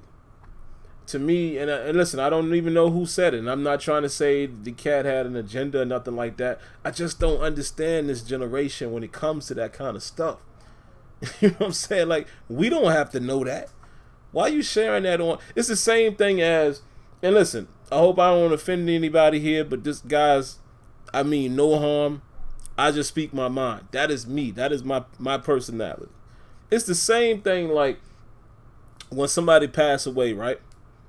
The first thing people do is go on Facebook and report it. I don't ever do that. Never. Because first of all, especially if it's somebody else's family, their family might not even know. I've seen this happen, guys, with people I know, where a family member or somebody's mother, I've seen where somebody's mother wasn't even aware. They saw it on Facebook that their child was murdered. I just don't understand. Like, I don't get it. Even the ones who, again, I know people very, very, very close to me that have done this and recently. Somebody close to them passed away. I mean, within minutes, they're on Facebook saying that I'm going to miss so-and-so and so. I'm like, how you in that right? How you in the state of mind to even get on social media? I couldn't do it. If it was somebody like that close to me, I mean, like close, I'm not in the mind of hitting my Twitter to, you know, understand now, you know, us reacting to what happened to True and Spot Me, obviously that's a different thing. A lot of us was watching. And then again, we just scrolling through Twitter and it's popping up on your timeline. Of course, we all gonna be like, oh wow, rest in peace, da da da da da. But I'm just talking about just in general, regular people that you work with or something, you know, and I just don't get that. So I say all that to say I don't even understand why your man is posting all that on Twitter. That's between you and EA. Like, what's posting it on Twitter gonna do? But anyway, excuse me. I guess we can flip on, man, to the. Well, I won't move forward yet. Let me answer a few of the questions really quick, and then we'll move forward. I think the Jacksonville thing definitely has some effect, for certain. I've heard that Madden sales are a little bit down, but I also feel like I really think, man, that it's the state Madden released in. And I'm going to speak from the perspective of the masses. I'm not talking about us. I'm not talking about the sim crowd. Because once again, the sim crowd, we are not as big as we all think. We're not the ones that allows Madden to sell millions of copies. That ain't us doing that. That's the masses. Those are the casuals, your Johnny Walmarts, your competitive guys, you know, and just people who just want to play a football game, right? Even they have been complaining. Even those people have been complaining about the numerous bugs, the things that Bleacher Report has posted since the game has launched. I think all of that stuff affects sales way more than us sitting here saying what's not football, what is football. And you know, just like Smitty said a little earlier, you know, it's almost like these companies are relying on patch. They ain't have to release this game so early. This game released like almost 3 to 4 weeks. Well, it was 3 weeks, but it was almost a month early. Why they do that? Think about it. People was playing Madden August 2nd. Now, granted, back in the day, we did used to play it a little earlier. You know, we've seen it release around the 8th, the 9th, the 14th. But then the last couple years, they've been releasing late in the cycle, 30th. You know what I'm saying? Like late August. Why they released the game so early this year? Trying to get ahead of 2K, I would imagine. That's just my hunch. Because you know 2K coming through and they about to kick in the door, wave in the fofo. All you heard is 2K don't hit me no more. I'm trying to say it, man. They knew. That's my opinion. They knew 2K was coming. And boy, did 2K come. Did they? Oh, I gotta pause that statement. But boy, did 2K come through the door. But look what you did. We looking at Madden like, huh? We seeing some of the craziest bugs of all time. I mean, listen, and Smitty knows this as well as I do. Being a game changer, y'all, is not as sugar sweet as y'all think it is. Let me explain what I'm saying really quick. Y'all think we happy-go-lucky, we hold hands and we kumbaya? Nah, bruh. Me and Smitty and, you know, quite a few others. No. I won't say quite a few, but some others. We out there speaking it real. And we in the position where we talking like we talking now and being a game changer, having this relationship. It's tough. Because naturally, some people are gonna raise their eyebrows. Let's keep it a buck real quick. Y'all know we do this anyway, but we're gonna keep it 1,000 tonight. Some people, I'm sure, feathers have ruffled the way we provide feedback or the way we talk about the game at times. Because that's people's human nature. You understand what I'm saying? People are gonna get defensive. I'm gonna speak for Smitty real quick, and I'm sure he doesn't mind. Smitty's seeing that on the NBA side. People get a little salty. I don't understand it, because we supposed to be community representatives, and y'all know who we were. You knew who you was before you got here. To borrow a Jay-Z line, they knew who we was when we got there. So I don't get that sometimes, because like I'm saying, nobody that I talk to, but I'm pretty sure somebody has seen some of the feedback or heard the way, somebody's feathers are ruffled. I'm sure. But it is what it is. This is what we got to do. That game, man, and just like Kia said, you see how big that patch was? Matter of fact, did you see that they released 2 patches within 30 days? And it's still, when have you ever seen notes on a patch that said, oh, it's still some stuff going on here that we know we got? And listen, I'm not attacking the devs, because the devs doing what they got to do. Again, I talk to my man A-Dub often. Text him today, we had some convo. It ain't necessarily them. Like, because, again, they didn't release the game on August 2nd. The devs caught up in a situation where they got to do what they got to do. Come on, man. Rex Dixon been told y'all this. Who was a creative director, I might add. Who had a lot of clout. That's what they're dealing with. And that leads almost, Smitty, into, we can kind of bleed into the next topic where Suave 1974 says, or it might be Suaves. I don't know how he prefers that to be pronounced. But he says, does these companies play the loyalty card and they know we're going to buy the titles? I really do think they do, man. Because y'all remember, we used to say this about 2K. Just last year we were saying that. But now here they come. They made a splash this year. But have we not been saying that about 2K since like 2K14? And we could say this about Madden forever. They just dragging you along. Dragging you along. Especially us, poor franchise crowd. Oh, Smitty. Poor franchise. Oh, little poor franchise crowd.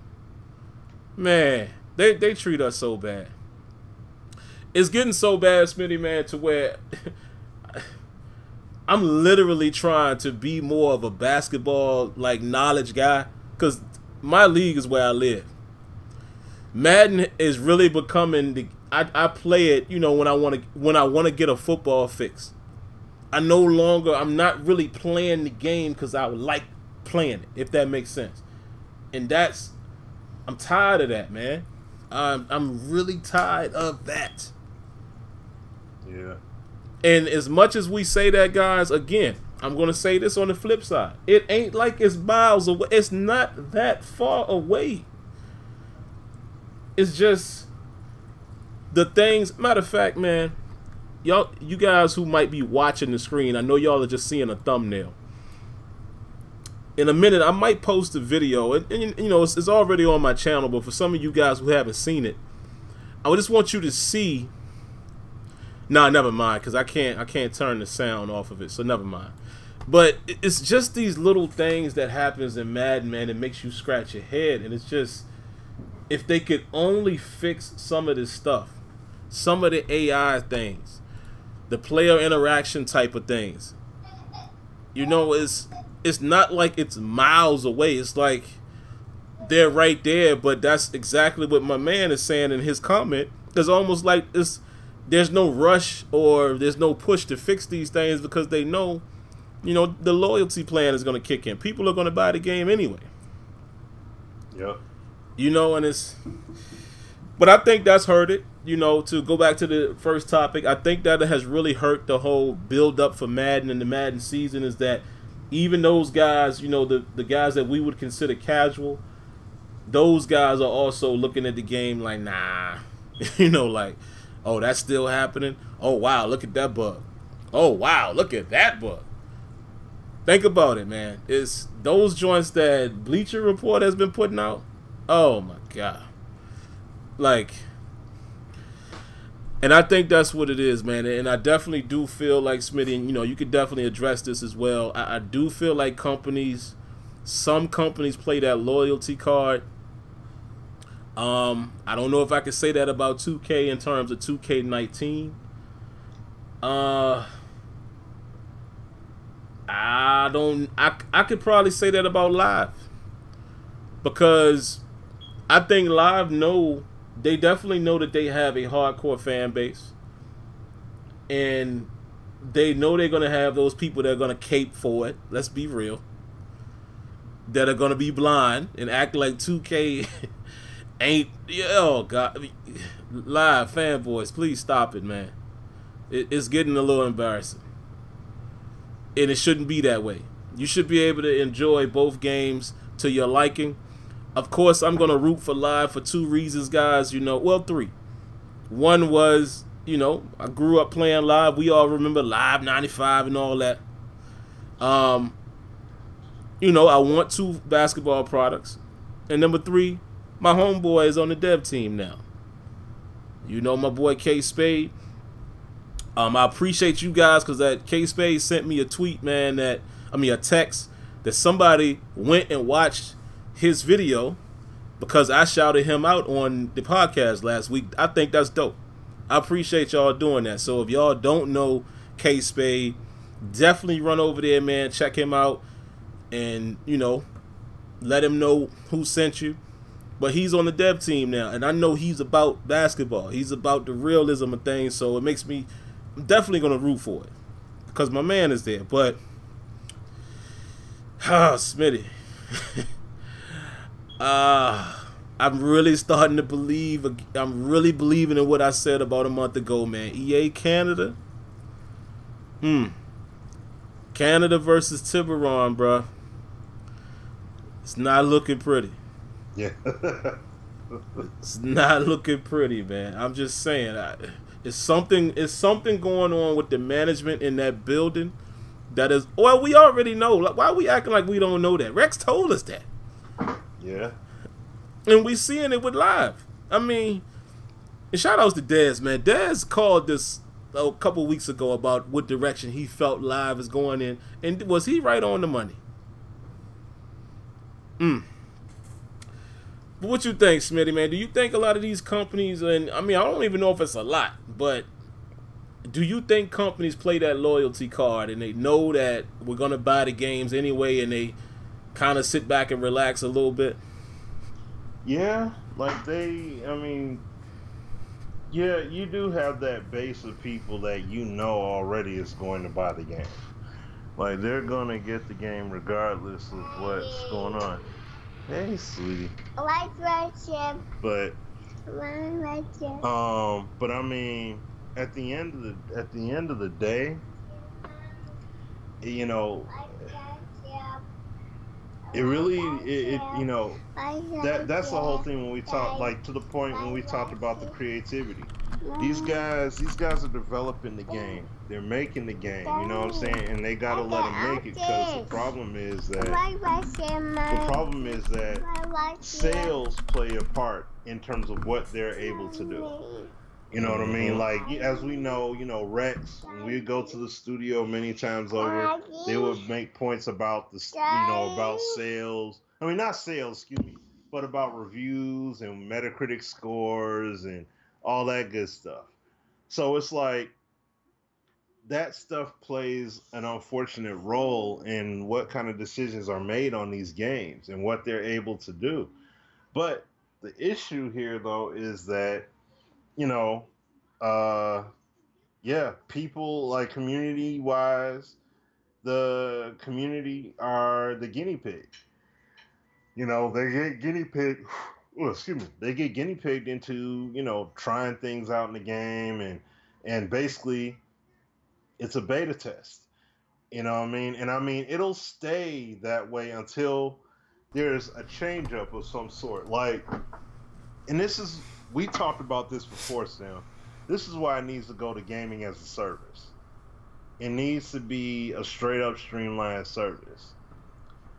Because just like how you see with Steam and their games, you have games that are in early access and beta and all that stuff, and you can buy it. You can still buy the game, or you could get in on an early entry and you know it. Like that, what's the name of the game? Escape from Tarkov or something like that. Some kind of shooter, first-person shooter, kind of RPG-esque kind of game with some RPG elements in it. That game is in, like an alpha stage or beta stage or whatever. But you can pre-order it right now to get in on that beta and be playing it. There's people that got content of it up right now. But the game's not done yet. It's not out. See what I'm saying? So that's why I'm talking about when it comes to these sports games, especially with the fact that they're made every 9 months. Look, these consoles are made to play games that are built on a level of what we're going to see in Red Dead Redemption, what we're seeing in Spider-Man, what we saw in God of War, what we saw in what's the name of the game? In Order 1886. They're supposed to be these games that take multiple years to truly develop and flush out.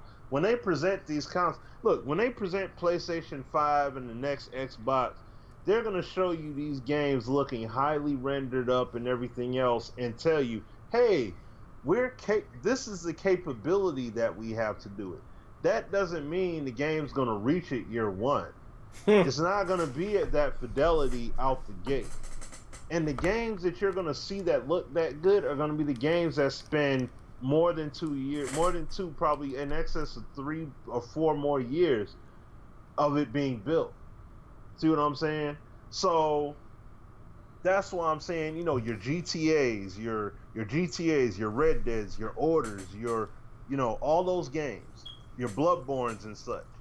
These are games that it takes them a good amount of time to build out.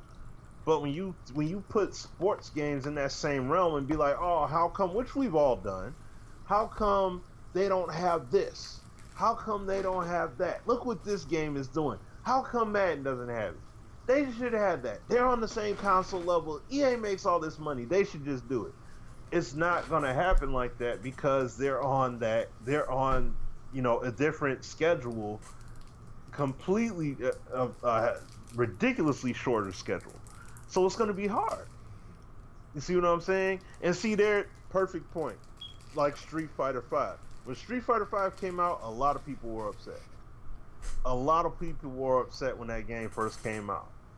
But now I don't remember the exact reasoning of it. I forgot. But there were aspects of the game people were all hyped and excited for it. But then they got very upset with it, and it took them nearly 2 years to get the game to a state where people are fully satisfied with it now. You see what I'm saying? People at fighting game shows and tournaments excited for who are the DLC characters they're dropping. See what I'm saying? So it's like, it took them a minute to do it. it's the same thing when you look at Madden. Like, these games are on a whole different level now. So doing it as a service, I feel, is really the only remedy to it. These games could be like you said earlier. Madden came out. What should they call it? On the 10th, on the 7th and the 10th. You had people playing it on the 2nd, as early as the 2nd of August. If that's the case, then they should have dropped the game earlier. They should have dropped the game as an early access, early access, not finished product though. But it's like, hey, you pay for this service, you pay for X, and you get this early entry or whatever for this game. You see what I'm saying? And then it's just continuous development.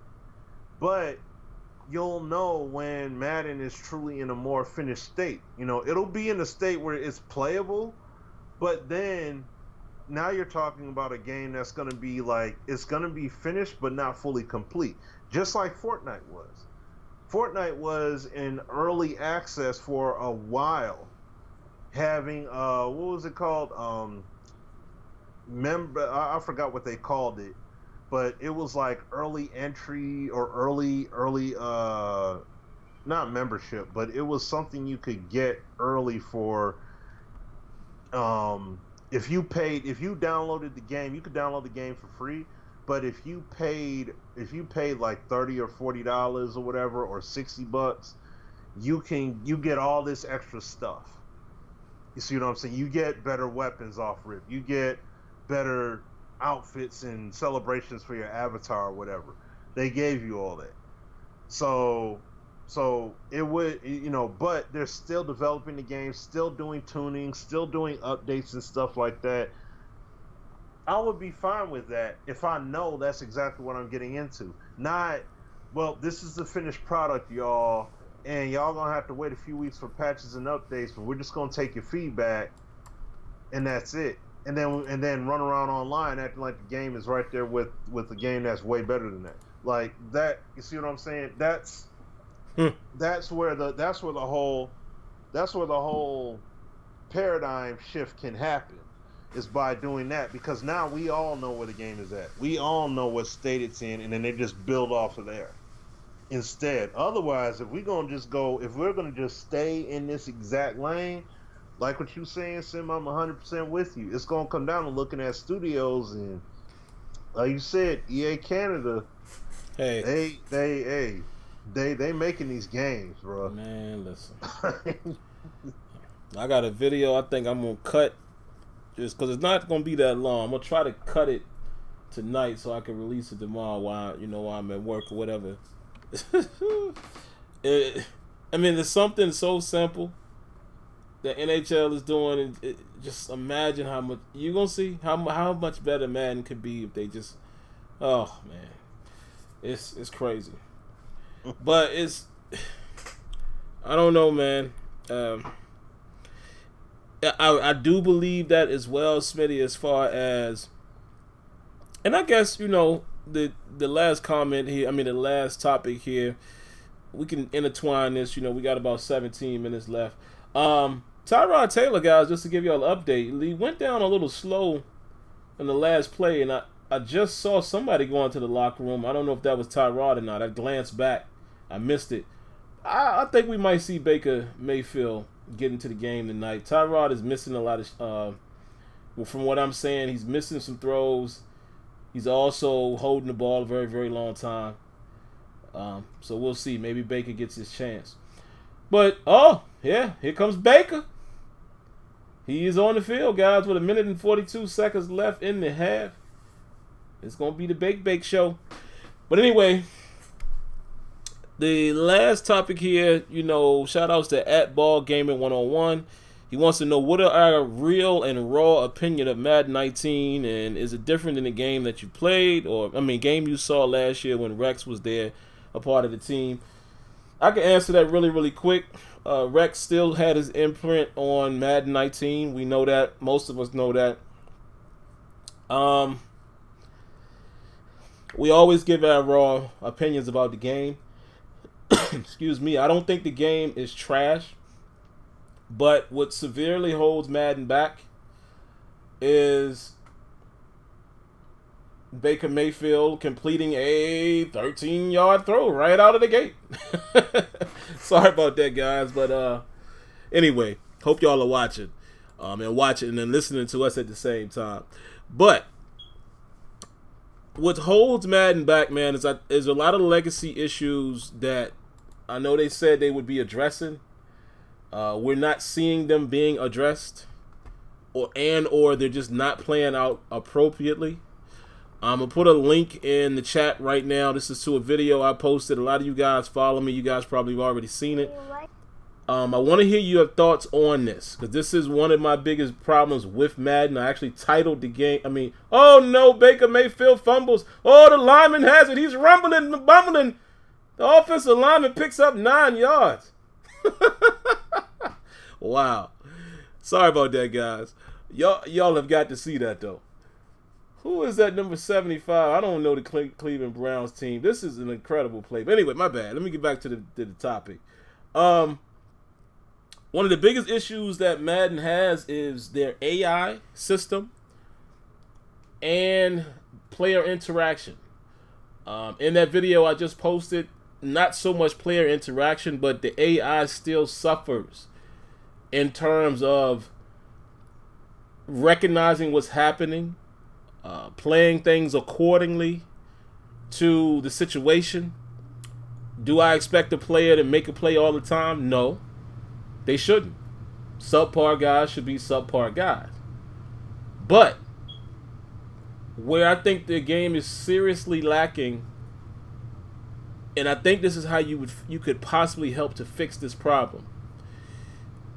They rely heavily on dice rolls that are dictated by ratings. Shout outs to NY Kia. We kind of briefly discussed this before the show today. You know, we talked on Twitter. And I think a way that they could get past some of the obvious, you know, stagnating of your player, or obviously making your player dumb out, especially in coverage, I think they need to get it to where awareness and head tracking, it applies into the equation. In the NFL, folks, I mean, we're looking at football right now. It could be the lowest rated safety on Pro Football Focus, lowest rated guy in the world. But I tell you what, if he's watching the quarterback and the ball is thrown right to him, and I mean he's watching him, the quarterback is staring down a receiver, there's no reason why that safety shouldn't get over there and make some type of play. Case in point, last year, right before Thanksgiving, the Thursday night game the Steelers had against the Titans, Cody Sensabaugh gets an interception on Marcus Mariota. And he said after the game, he asked Marcus Mariota, man, I didn't even think you was going to throw that. You was looking right at me the whole time. How easy is it for you to make an interception when you know the ball is going? So my point is, they do a bad job with, again, keeping your man from doing something. You're going to see in that video, guys, where my safety just dumbs out. Ball is thrown. He does like this wonky little shuffle. And then he attempts to go after the ball when the ball is already caught. Just ridiculous stuff like that. I think, to me, those are my biggest gripes with the game, man. It's just AI, how they behave in player interaction from time to time. Sometimes the physics go awry. Sometimes the physics don't matter. I think if Madden was able to at least lock those fundamental things down, now that you have physics in the game, make it matter all the time on everybody at every situation. I know that's hard to do, but can we get physics to play out more with DP and wideout interactions and in the trenches and et cetera, et cetera? And can these guys act like football players? Again, we're not asking for them to make the play every time, but at least the way you replicate it, make me believe in his actions that he just couldn't get there. I don't want to see these situations where that guy's just sitting there. Oh, there's the ball. Now, let me wait a second. All right, now let me go. That stuff has to stop. And those are my raw feelings right now. Is the game trash? No. Does the game have potential? Yes. Is the game in a bad place right now because it's tied to so many variable situations? Absolutely. If they let this game free flow some kind of way, they would be in a much better position. And there you have it. And last but not least, Smitty, I'll say this really quick.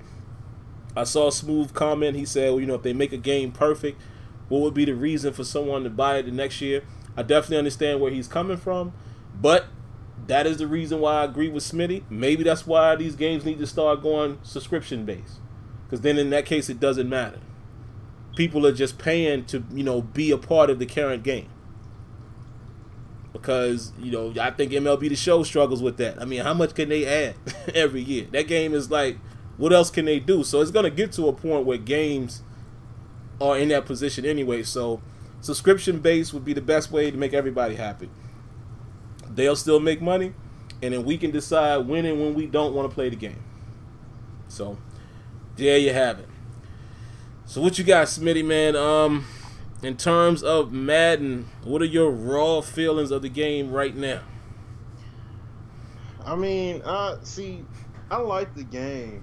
I like the game because it ain't trash. I'm looking. Yeah. No. Yeah. Like I like the game because of the progression that they've made, and like I said, like last week even, they made 2 big changes over these past 2 years. For going to Frostbite 1, adding, revamping the entire locomotion system, that being the second thing.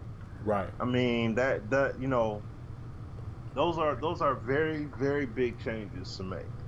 So when you make those kind of changes, your game,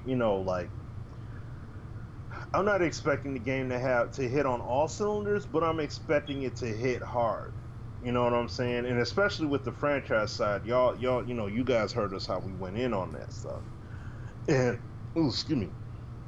And to see what's going on with the game, to see where the game is at this point, it is a bit disappointing, because when you don't have functional facets, I mean, especially a game like Madden, where you can only control one player at a time.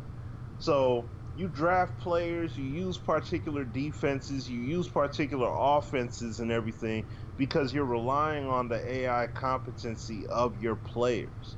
Right. You're relying on the skills and the animations to be proper, and all those different aspects of the game to be legit. And when it's not playing out legitimately for you, yeah, that's going to be a serious problem. That's going to be an issue. Because at the end of the day, we need to have a game that's going to be fully capable. You know what I mean? Like we want a game that's going to, that's going to reflect the talent across the entire board. Like everybody is going to play to their, according to their strengths and weaknesses respectively. All ratings being true, like how I could do in Madden. I can have it where my player ratings will be I can have a player that's a low rated player but still have a great impact in the game. Right. Madden, it's sometime. You know what I mean? It's very sometimey, and like you've heard me, especially me, I've said everything that happens in FIFA. The dynamics, the bodily collisions, the ball physics being separate from the player, all those facets is what we need happening in Madden. You do that, and that's to like what Sim said earlier. You do that to to the game, you just open the game up even more, and you made it extremely dynamic. You know what I'm saying? And I mean, look, you saw the head tracking and all that stuff that we see in 2K19. I mean, Sim, you play the game. You from the scrimmage in the prelude to where it's at right now. I mean, you got guys. I'm driving down court with Blake Griffin. I got a defender to the left of me. He turns his head, and he literally eyeballs the defender to see where he's at, and then looks forward, and you literally see him looking up at the rim as he's driving, and then goes up and dunks it. Like that, they got the head tracking and eye tracking down in the game, man. That's crazy. So it's like we need that to be fully faceted in Madden. And I mean, we've heard Clint doing interviews in the past talk about, you know, how players have their own, you know, vision cones and things like that. But I mean, we still have problematic areas in terms of when it comes to just basic pass blocks. You know, bad pass blocking logic and AI and things like that, let alone in the secondary. Like when they implement things, you know, they implement these new concepts and things like that. It's, oh, excuse me, it's as if they implement these systems, but it's implemented and yet it's problematic to get the game right with it being implemented, and then they got to go into the game being launched before they can, you know, the game's already got to be put out there before they can actually truly get things working right. And now we have games where like how you had a lot of issues with cover 3, you had a lot of issues with cover 4, especially with Palms coverage, where you had your safeties coming in and biting down on crossing patterns when they shouldn't be. And when you have that stuff happening in the game, that takes a big chunk. Like, see, that stuff would make me not want to play the game. Right. Because I call a play and I expect it to work, and then it's just malfunctioning on me like that. I'm like, come on, man. You know what I'm saying? Like I don't like band-aiding a game for the sake of trying to make the experience work. Like maybe if I tell my coverage to play over top, maybe then that safety won't crash down. But then no, they go ahead and do what they do. You know what I'm saying? And it's I just don't like that. So it's like there are things that if they can refine through patch, cool, but it would be better if they just had the time to implement it, put it in, and then it can work right and they can get it working right before they launch it, instead of it being, dang it, we know it's an issue, but we're gonna have to wait for a title update. So, and I know people like to say that, oh, QA doesn't know what they're doing and all that. No, it's got nothing to do with QA. It's the fact that there are bugs at times that they try real hard to get to before the game ships, and unfortunately they're not able to. They're not able to get to it. So it's, you know, something to bear in mind when it comes to that. But, you know, but yeah, man, that's pretty much my take on that. Yeah, man. I mean, that's a misconception that I see all the time about it. QA team. Man, listen, a lot of times I've heard the QA team go ham in meetings like, yo, this is jacked up, this is a bug. And like I said, these guys have to make the decision often. I mean, I don't think it's a secret, but a lot of times they got to make a decision as far as what bugs they gonna let slide until they can fix them in a patch. That happens. And that, I'm sure that happens with every game. But it's just like Smitty said, man, it's so frustrating, because even like the video I had posted, and I've seen, you know, some people disagreed, and I'm like, you know, one guy was saying, oh, you should have strafed with the guy you were using. And I'm like, strafe? I was like 5 yards away from him. I'm not going to make that play. But I'm undercutting the route, so my safety over the top, I'm expecting him to play that guy because there's no one else in his vicinity. He's playing the deep third of the field. You're supposed to ride him. You're watching the quarterback. There's no other threat coming your way. The ball is thrown. It's bracket coverage. But you guys have seen the video. You saw what the safety did. And that, again, that goes into the system. And like Neff said, NYKia said, he's pretty sure it was one of them situations where, okay, the dice roll, they decided, oh, well, this guy's ratings maybe don't match, so we're not going to allow him to be good. Like, that kind of stuff, they have to get away from that, man. Like I said, with coverage should always be where, and I don't know how you make it work, but players should get some type of, I don't want to say boost, but if your player is looking at the ball and looking at the quarterback, come on, man. Any safety can make that play. and at least break it up or hit the something. Get close enough to where you can compete for the ball or play the receiver, etc., etc. But you don't just sit there and watch him. Those kind of things, man. It makes the game, at times, it makes it semi-unplayable. Because, again, I'm not a great safety player usering, but I feel like I'm going to have to learn that. Because in the league I play in, it's very competitive. Look, guys, I'm going to be honest with you. I haven't won a game yet. I've started this season 0-4. Close games now.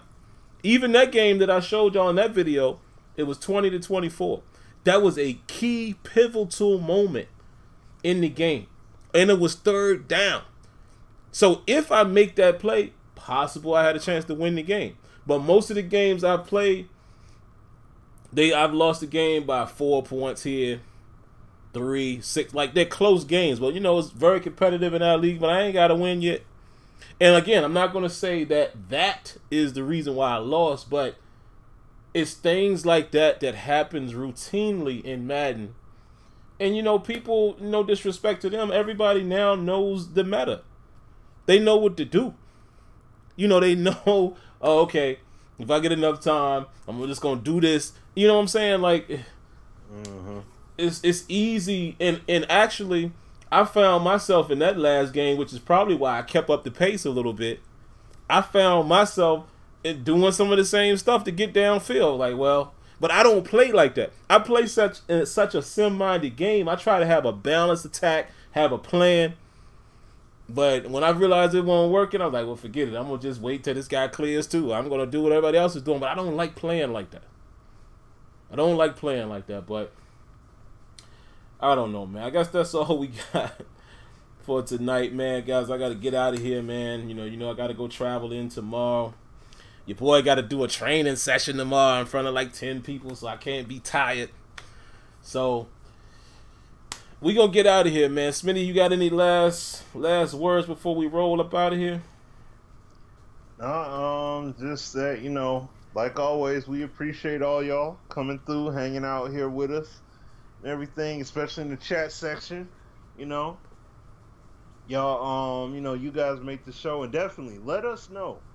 Like what, you know, some people came through with some great topics, some great things for us to talk about. Yeah. Let us know. You know, if there's anything that you want to talk about, let us know, man. So that way we could go ahead and discuss, because this is a platform, like I said, we discuss gaming, we talk about these elements and everything, but it's definitely based off the feedback that you guys give. So, you know, off the topics that you guys give too. This is for y'all to break bread with us on. So let us know something, you know, and we will definitely bring it up on the panel here. Or if you want to get on the panel, let us know something. You know, we're on Skype, so create yourself a Skype account if need be, and by all means you could definitely chime in with us, you know. So yeah, but we appreciate y'all. Absolutely, man. So we're gonna go ahead and get out of here, man. I got a few little things that I have to do before I lay it down for the night. I'm gonna try to get that video done for y'all, and there you have it. It's in regards to NHL, and again, it's going to prove my point as to why I feel like EA Canada just has either the freedom to do things, or they just do certain things that we would love to see in Madden. That, oh man, you guys will see it here in a moment. But anyway, man, we're going to go ahead and get out of here, man. Before you guys leave the chat, do us a favor, hit the like button, man. Show us your love, and also hit the dislike button if you dislike it, because we like real feelings. We don't like the fake stuff. Show us the truths, and there you have it. So I hope everybody has a great night. If you're a Cleveland Brown fan, I can't root for you tonight because I have a feeling my Steelers could mess around and lose again come Monday, and I would hate to be at the bottom of the division this early. But good luck to you guys' teams, unless you are a Buccaneer fan. Watch some football. Everybody be safe. Have a great weekend. And we'll catch you guys next week. All right. Peace. All right. Peace.